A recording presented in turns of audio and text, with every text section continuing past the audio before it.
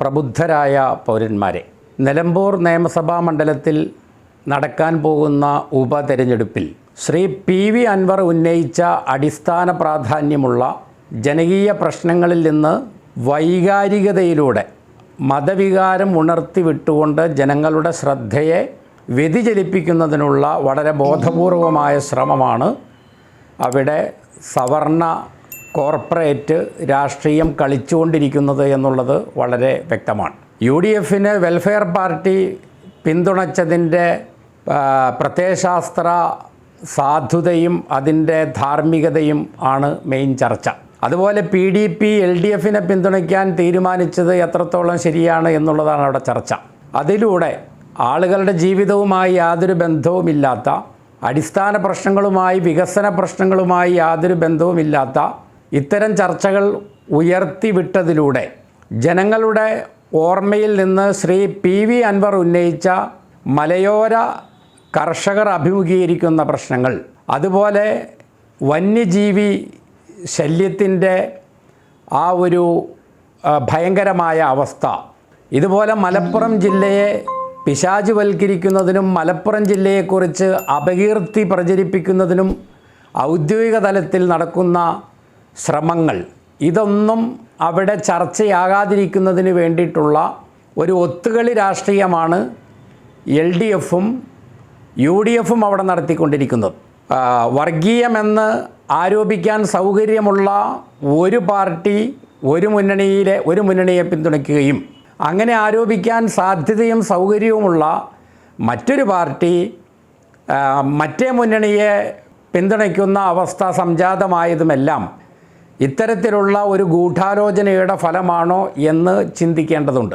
കാരണം പലപ്പോഴും വികാരത്തിന് അടിപ്പെടുന്ന ജനക്കൂട്ടത്തെ സംബന്ധിച്ചിടത്തോളം പട്ടിണി കിടന്നുകൊണ്ടും തങ്ങളുടെ രാഷ്ട്രീയ യജമാനന്മാർക്ക് വേണ്ടി വെയിലുകൊള്ളാൻ ആളുകൾ തയ്യാറാണ്. അതാണ് ആൾക്കൂട്ട മനഃശാസ്ത്രം എന്ന് പറയുന്നത്. അതിന് വശംവദരാകാതെ ശ്രീ പി.വി. അൻവർ ഉന്നയിച്ച പ്രശ്നങ്ങളിൽ ശ്രദ്ധ കേന്ദ്രീകരിക്കുകയും പി.വി. അൻവറിന് തിളക്കമാർന്ന വിജയം പ്രദാനം ചെയ്യുകയും ചെയ്യുന്നതിലൂടെ മാത്രമാണ് മലപ്പുറം ജില്ലയ്ക്ക് അടിസ്ഥാനപരമായ വികസനവും വിമോചനവും ഉയർച്ചയും യശസ്സും ഉണ്ടാവുകയുള്ളൂ എന്ന് നമുക്ക് തിരിച്ചറിയാൻ ഇനി കൂടുതൽ സമയം ഇല്ല. മലപ്പുറം ജില്ലയുടെ പ്രപിതാക്കളായി, അതിൻ്റെ അവകാശികളായി പലപ്പോഴും അവകാശവാദം ഉന്നയിക്കുന്ന മുസ്ലിം ലീഗിനെ സംബന്ധിച്ചിടത്തോളം ഇനി മലപ്പുറം ജില്ലയ്ക്ക് വേണ്ടി എന്തെങ്കിലും ചെയ്യാൻ കഴിയുമെന്ന് തോന്നുന്നില്ല. കാരണം മലപ്പുറം ജില്ലയ്ക്ക് വേണ്ടി നടത്തുന്ന ഏതൊരു ശ്രമവും അതിന് മതത്തിൻ്റെ ഒരു വർണ്ണം ചാർത്തിക്കൊണ്ട് മുസ്ലിം ലീഗ് നടത്തുന്ന ആ ശ്രമത്തെ അപകീർത്തിപ്പെടുത്തുമ്പോൾ, അതിനെ വേട്ടയാടുമ്പോൾ മുസ്ലിം ലീഗ് ഒരു ക്ഷമാപണത്തിൻ്റെ തലത്തിലേക്ക് താഴാൻ പലപ്പോഴും നിർബന്ധിതമാവുകയാണ്. അതുകൊണ്ട് തന്നെ മലപ്പുറം ജില്ലയ്ക്ക് വേണ്ടി ന്യായമായും ചെയ്യേണ്ട പല കാര്യങ്ങളും ഇത്തരം ഒരു ഭീതി, ഒരു പേടി ലീഗിനെ അലട്ടുന്നത് കൊണ്ട് ലീഗിന് ചെയ്യാൻ കഴിയില്ല. മലപ്പുറം ജില്ല രൂപീകരിക്കുന്നതിന് അന്ന് 1969 ഒത്താശ ചെയ്തു കൊടുത്തു എന്നുള്ള ഒറ്റ ചാരിതാർത്ഥ്യത്തിൽ മുസ്ലിങ്ങളെല്ലാം, മലപ്പുറം ജില്ലക്കാരെല്ലാം കഴിഞ്ഞുകൊള്ളണമെന്നുള്ള ഒരു സമീപനമാണ് CPMനുള്ളത്. മലപ്പുറം ജില്ല കേരളത്തിലെ ഏറ്റവും ജനസംഖ്യയുള്ള ജില്ലകളിലൊന്നാണ്. അവിടെ തിരൂർ താലൂക്കിൽ മാത്രം, മലപ്പുറം ജില്ലയിലെ തിരൂർ താലൂക്കിൽ മാത്രം 9,28,672 ആളുകൾ വസിക്കുന്നുണ്ട്. എന്നാൽ പത്തനംതിട്ട ജില്ലയിലെ മല്ലപ്പള്ളി താലൂക്കിൽ 1,34,219 ആളുകളേ ഉള്ളൂ. ഇതാണ് മലപ്പുറം ജില്ലയിലെ ജനസംഖ്യാ അനുപാതം. ഈ ജനസംഖ്യാ അനുപാതത്തിന് അനുസരിച്ച വികസന ഫണ്ട് കേന്ദ്രത്തിൽ നിന്നോ അല്ലെങ്കിൽ സംസ്ഥാന ഫണ്ടിൽ നിന്നോ മലപ്പുറം ജില്ലയ്ക്ക് കിട്ടാറില്ല. ഇതുപോലെ തന്നെ മലപ്പുറം ജില്ല കായികമായിട്ട് വളരെ മുന്നിലാണ്. ആ കായിക രംഗത്തെ വികസനത്തിന് വേണ്ടി മലപ്പുറം ജില്ല ഫുട്ബോൾ പ്രേമികളുടെ ഒരു സ്ഥലമാണ്. മലപ്പുറം ജില്ലയെ സംബന്ധിച്ചിടത്തോളം എല്ലാ ജാതി മതസ്ഥരുമായിട്ടുള്ള ആളുകളുടെ സൗഹാർദ്ദ പ്രകടനത്തിൻ്റെ, അവരുടെ സ്നേഹം പങ്കുവെക്കലിൻ്റെ വലിയ ഒരു പ്രകടന വേദിയാണ് ഫുട്ബോൾ മത്സരങ്ങൾ അല്ലെങ്കിൽ ഫുട്ബോൾ കളി എന്ന് പറയുന്നത്. അത് മാലോകർ ശരിക്കും ശ്രദ്ധിച്ചത് സുഡാനി ഫ്രം നൈജീരിയ എന്ന് പറയുന്ന സിനിമയിലൂടെ മാത്രമാണ്. ഇതിനനുസൃതമായ ഒരു പ്രോത്സാഹനം മലപ്പുറം ജില്ലയിലെ കായിക രംഗത്തിന് അല്ലെങ്കിൽ കായിക താരങ്ങൾക്ക് പലപ്പോഴും കിട്ടുന്നില്ല. അവിടെ നിന്നും പഠിക്കുന്ന കുട്ടികൾക്ക് ഉപരിപഠനത്തിന് +2 സീറ്റുകളില്ല, ഡിഗ്രിക്ക് സീറ്റുകളില്ല, അതിനുള്ള സംവിധാനങ്ങളില്ല. മലപ്പുറം ജില്ലയിലെ വൈദ്യശാസ്ത്ര രംഗം, അവിടുത്തെ ചികിത്സാ രംഗം, അവിടുത്തെ മെഡിക്കൽ രംഗം വളരെ ശോചനീയമാണ്. മെഡിക്കൽ കോളേജ് ആവശ്യങ്ങൾക്ക് വേണ്ടി കോഴിക്കോട് മെഡിക്കൽ കോളേജിനെ ആശ്രയിക്കേണ്ട ആ ഗതികേടിൽ നിന്ന് ഇന്നും മലപ്പുറം ജില്ലക്കാർ വിമുക്തരായിട്ടില്ല. അതുപോലെ റോഡ്, റെയില്, വിമാനത്താവളം, വിമാനത്താവളത്തിലേക്കുള്ള റോഡുകൾ, ഇവയുടെ വികസനത്തിൻ്റെ കാര്യത്തിലും പല പദ്ധതികളും കടലാസുകളിൽ ഒതുങ്ങുന്നവയാണ്. അതുകൊണ്ട് തന്നെ ഇത്തരം ജനകീയ പ്രശ്നങ്ങൾ ഉന്നയിച്ച പി.വി. അൻവറിനെ പോലെയുള്ള ആണത്തമുള്ള, തൻ്റെ ഇടമുള്ള, ആർജവമുള്ള ഒരാളുടെ വിജയത്തിലൂടെ മാത്രമാണ് മലപ്പുറം ജില്ലയുടെ പിന്നോക്കാവസ്ഥയ്ക്ക് പരിഹാരം ഉണ്ടാവുകയുള്ളൂ. ഭരണ സൗകര്യത്തിന് വേണ്ടി ഡിപ്പാർട്ട്മെൻറ്റുകളുടെ, വകുപ്പുകളുടെ വികേന്ദ്രീകരണത്തിന് വേണ്ടി മലപ്പുറം ജില്ലയെ വിഭജിക്കണമെന്ന് പറയുമ്പോൾ മതരാഷ്ട്രവാദം പോലെയുള്ള പരികൽപ്പനകളുമായി അതിനെ കൂട്ടിക്കെട്ടിക്കൊണ്ട് അപകീർത്തിപരമായ പ്രചാരണങ്ങളാണ് പലപ്പോഴും സംഘികളും അതുപോലെ കോൺഗ്രസ്സിലെയും CPM-ലെയും മറപറ്റി അവയുടെ വിലാസത്തിൽ വിലസുന്ന സംഘികളും എല്ലാം പ്രചരിപ്പിക്കാറുള്ളത്. ഇന്ത്യൻ യൂണിയനിൽപ്പെട്ട നമ്മുടെ ഭാരത സർക്കാരിൻ്റെ കീഴിലുള്ള കേരള സംസ്ഥാനത്തിൽപ്പെട്ട മലപ്പുറം ജില്ലയ്ക്ക് എങ്ങനെയാണ് ഒരു പ്രത്യേക മതത്തിൻ്റെ പേരിൽ എന്തെങ്കിലും ഒരു വ്യതിരിക്തത ഉണ്ടാവുക, അല്ലെങ്കിൽ അവിടെ ജില്ലാ വിഭജനമുണ്ടായാൽ അതിന് മതപരമായ വർണ്ണം അല്ലെങ്കിൽ മതപരമായ മാനം എങ്ങനെയാണ് ഉണ്ടാവുക എന്നുള്ളത് ഒരിക്കലും യുക്തിയുടെ അടിസ്ഥാനത്തിൽ സ്ഥാപിക്കാൻ കഴിയുന്നതല്ല. മലപ്പുറം ജില്ലയിൽ വസിക്കുന്നത് ഹിന്ദുക്കളും ക്രിസ്ത്യാനികളും മുസ്ലിങ്ങളും എല്ലാമാണ്. അത് മുസ്ലിങ്ങളുടെ മാത്രം ജില്ലയല്ല. പക്ഷെ മലപ്പുറം ജില്ലയുടെ കാര്യം പറയുമ്പോൾ ഇസ്ലാമിൻ്റെയും മുസ്ലിങ്ങളുടെയും പേര് പറഞ്ഞുകൊണ്ട് അത്തരത്തിലുള്ള പരാമർശങ്ങൾ അസ്ഥാനത്ത്, അസമയത്ത്, സാന്ദർഭികമല്ലാതെ കൊണ്ടുവന്നുകൊണ്ട് മലപ്പുറം ജില്ലയിലെ ഇന്ത്യൻ പൗരന്മാർ തന്നെയായ ആ ജനതയുടെ മൗലിക അവകാശങ്ങൾ ധ്വംസിക്കുകയും ഹനിക്കുകയും നിഷേധിക്കുകയും ചെയ്യുന്ന അവസ്ഥയാണുള്ളത്. ശ്രീ പി.വി. അൻവർ ഉന്നയിക്കുന്ന പിണറായിസം എന്നുള്ള ആ സംജ്ഞ കൊണ്ട് ഉദ്ദേശിക്കുന്നത് ഇത്തരത്തിലുള്ള ചില ഗൂഢാലോചനകളും ഇടത് വലത് മുന്നണി വ്യത്യാസമില്ലാതെ ഇവരെല്ലാവരും കൂടി പങ്കാളികളായിട്ടുള്ള ആ നെക്സസിനെ തകർത്തുകൊണ്ട് രാജ്യത്തിൻ്റെ ഇതര ഭാഗങ്ങളിലെ പോലെ തന്നെ സമതുലിതമായ വികസനം മലപ്പുറം ജില്ലയ്ക്ക് ലഭ്യമാകണമെന്നുള്ള മുദ്രാവാക്യമാണ് ശ്രീ പി.വി. അൻവർ ഉന്നയിക്കുന്നത്. അദ്ദേഹം തുടങ്ങി വച്ചിട്ടുള്ളത് ചെറിയ ഒരു മാറ്റത്തിൻ്റെ ഒരു മൂവ്മെൻ്റാണ്. നിങ്ങൾ ശ്രീ പി.വി. അൻവറിൻ്റെ വിജയത്തിന് അനുകൂലമായ നിലപാടല്ല ഈ ഉപതെരഞ്ഞെടുപ്പിൽ എടുക്കുന്നത് എങ്കിൽ അത് മലയോര കർഷകർക്ക്, മലയോര ജനതയ്ക്ക് എതിരായി നിങ്ങൾ എടുക്കുന്ന നിലപാടായിരിക്കും. പി.വി. അൻവർ അവിടെ തോൽക്കുകയാണെങ്കിൽ അവിടെ തോൽക്കുന്നത് നിലമ്പൂരിലെയും അവിടുത്തെ പിന്നോക്ക പ്രദേശങ്ങളിലെയും ആദിവാസികളെയാണ് ഫലത്തിൽ നിങ്ങൾ തോൽപ്പിക്കുന്നത്. നിങ്ങൾ വിജയിപ്പിക്കുന്നത് പിണറായിസം എന്ന പേരിൽ വ്യവഹരിക്കപ്പെടുന്ന ഉപരിവർഗ കോർപ്പറേറ്റ് താല്പര്യങ്ങളെയായിരിക്കും നിങ്ങൾ അതിലൂടെ വിജയിപ്പിക്കുക.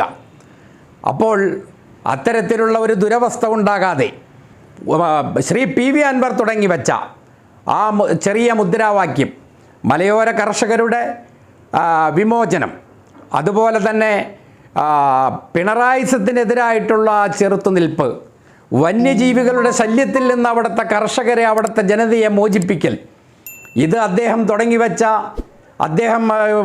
തുടങ്ങിവെച്ച ചെറിയ ഒരു പ്രവർത്തനമാണ്. അത് മുന്നോട്ട് പോകേണ്ടതുണ്ട്. വലിയ പരിവർത്തനങ്ങൾ ഇതുപോലെ ചെറിയ തുടക്കങ്ങളിലൂടെയാണ് ഉണ്ടായിട്ടുള്ളത്. 1930 നമ്മുടെ രാഷ്ട്രപിതാവായ ഗാന്ധിജി ദണ്ഡി ഉപ്പ് സത്യാഗ്രഹത്തിലൂടെ അത് തുടങ്ങുമ്പോൾ അത് ചെറിയൊരു തുടക്കമായിരുന്നു. പക്ഷേ അത് ലോക ശ്രദ്ധ പിന്നീട് പിടിച്ചു പറ്റി. 1936 AKG ശ്രീ AK ഗോപാലൻ മദ്രാസിലേക്ക് നടത്തിയ പട്ടിണി ജാഥ, തുടക്കത്തിൽ പലരും അതിനെ പരിഹസിച്ചു. പക്ഷേ തൊഴിലാളികളെയും അധസ്ഥിതരായ ആളുകളെയും സംഘടിപ്പിച്ചുകൊണ്ട് വലിയ ഒരു മുന്നേറ്റമായി അതിനെ പരിവർത്തിപ്പിക്കുവാൻ അദ്ദേഹത്തിന് കഴിഞ്ഞു. അതുപോലെ ബിലാൽ ബിൻ റബാഹ് കഅബയുടെ മുകളിൽ കയറി നിന്ന് ബാങ്ക് വിളിച്ച് വിമോചനത്തിൻ്റെ ഗാഥ, വിമോചനത്തിൻ്റെ ആ വീജി മുഴക്കുമെന്ന് തുടക്കത്തിൽ ആരും പ്രതീക്ഷിച്ചിരുന്നില്ല.